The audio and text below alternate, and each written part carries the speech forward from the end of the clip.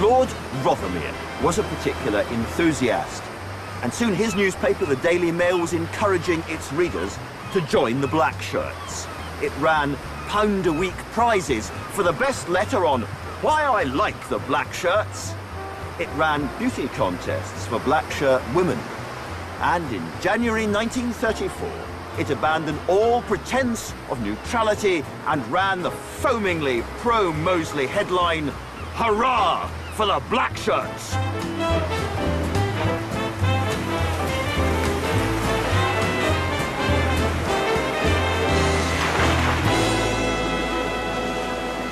Only a small splash for the Blackshirts. While at Westminster, politics as usual chugged on. Ramsay MacDonald retired and Stanley Baldwin took over. A placid-looking fellow, he didn't make waves either.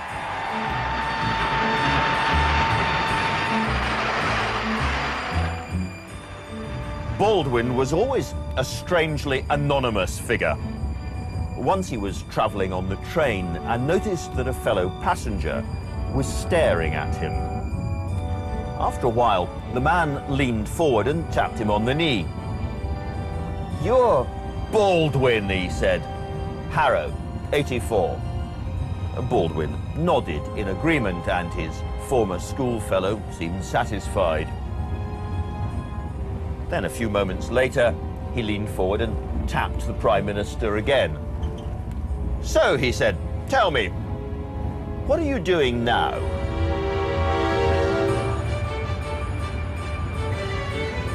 Baldwin might have been bland, but he did make a lot of promises.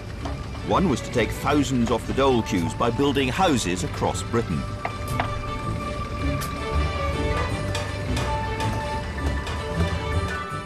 On the continent, the 30s building boom had produced white, boxy, sharp-edged houses with flat roofs, inspired by modernist architects with an eye on the future. We had a few here, but most Britons were having none of that.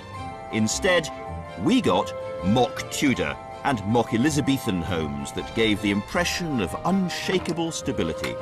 Homes for commuters spread out along the Metropolitan Railway and far beyond. They called it Metroland.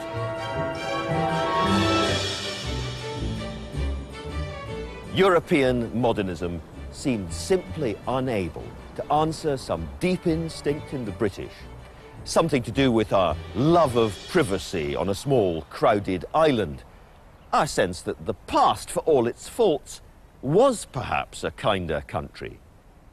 Metroland expresses British conservatism, our small dreams, so easy to sneer at in an age of big, bad ideas.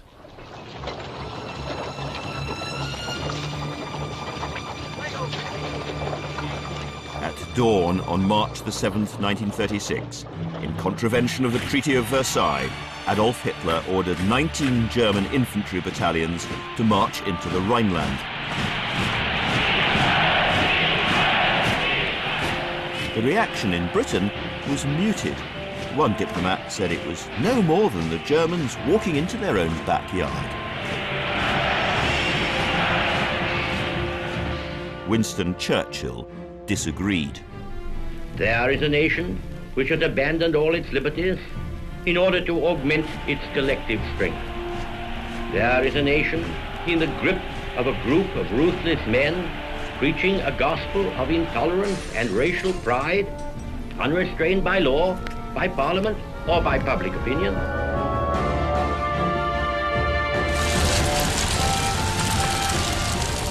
Alarmed British officials were feeding Churchill secret information about Britain's woeful lack of military preparations.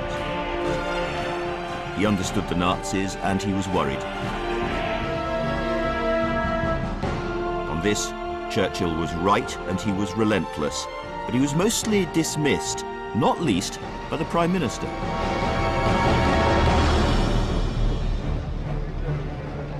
Stanley Baldwin once said that he dreamt of making a speech to the House of Commons that would go something like this. When Winston was born, lots of fairies swooped down on his cradle with gifts.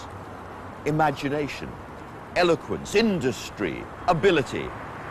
And then came a fairy who said, no one person has the right to so many gifts, and picked him up and gave him such a shake and a twist that with all these gifts, he was denied wisdom and judgment. And that is why, while in this house we delight to listen to his eloquence, we do not take his advice.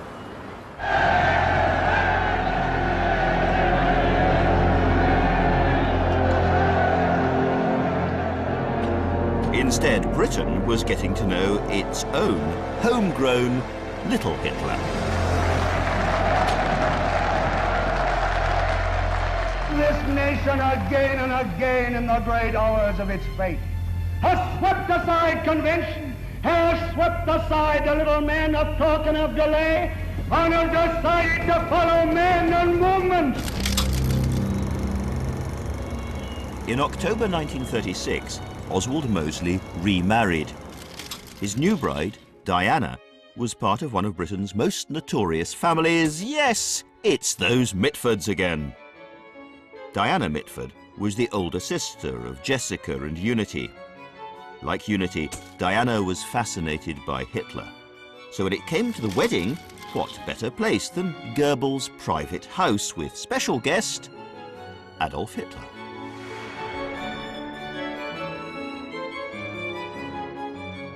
Hitler gave the happy couple a signed photograph of himself in a silver monogrammed frame, complete with German eagle presented in a leather case lined with red velvet. Very nice. With Diana at his side and increasingly under Hitler's spell, Mosley now turned his party in a more violent and anti-Semitic direction. 5,000 fascists rally to their mobilization for the much advertised march through the East End. And Sir Oswald Mosley, Blackshirt leader, arrives to inspect his followers. On October the 4th, Mosley organised a fascist march through the predominantly Jewish areas of London's East End, a deliberate act of intimidation.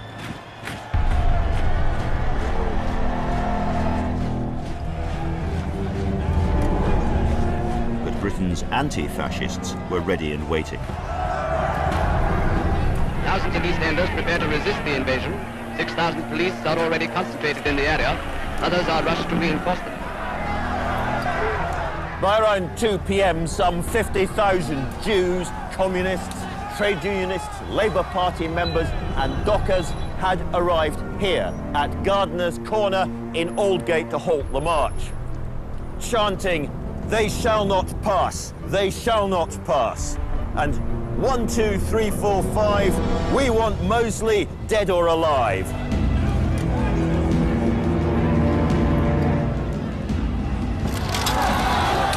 Hundreds of policemen were soon holding the line between the Blackshirts and the anti-fascists. Word filtered out that the chief of police had directed Mosley to march along Cable Street. Demonstrators barricaded the street. The police feared a riot. At 3:40, the police ordered Mosley and his men to abandon their march. They then turned on the demonstrators.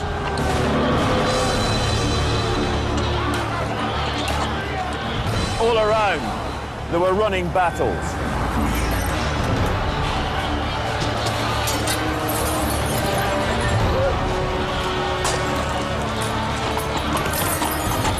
Horses' hooves went flying as children threw marbles onto the streets. Women emptied the unappealing contents of chamber pots onto policemen's heads.